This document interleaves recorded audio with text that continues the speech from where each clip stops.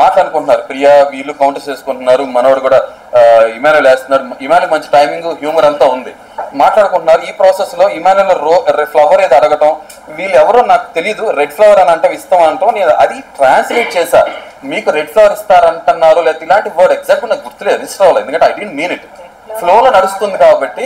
అంటే నేను తర్వాత వచ్చినా చూడాలి అసలు ఏం మాట్లాడాను, రాఘవన్ సార్ చూపించినప్పుడు ఐ వాజ్ షాక్, నా నోటెంట్ వచ్చింది, అది నా ఉద్దేశం ఇంటెంట్ అది కాదు. తర్వాత నేను చాలా రికలెక్ట్ చేసుకున్నా, అందుకే అయినా అట్లీస్ట్ నా నోటెంట్ వచ్చింది కానీ ఐ క్విట్ అన్నా.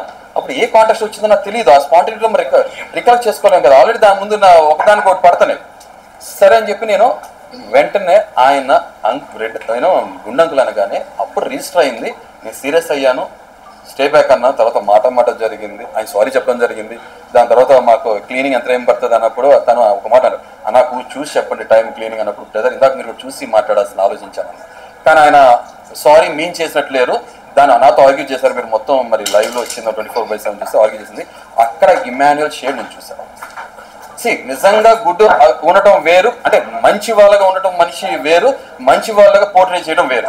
మంచి వాళ్ళగా పోర్ట్రేట్ చేస్తే సొసైటీలో చాలా కుప్పలు తప్పులు ఉన్నారు, వాళ్ళు చాలా డేంజరస్ పీపుల్, నేను స్ట్రాంగ్గా నమ్ముతా. ఇప్పుడు మీరు నా గురించి ఏదని అనుకోండి, మంచిగా చెడు అనుకోండి, మొహం మీద ముక్కు సూటిగా మాట్లాడతాను, అవునా కదా? నేనేమి బటర్ పోయిట్లా ఫిల్టర్ చేయట్లా భజన కొట్టట్లా, అవునా కదా? సింపుల్ అయిపోయింది.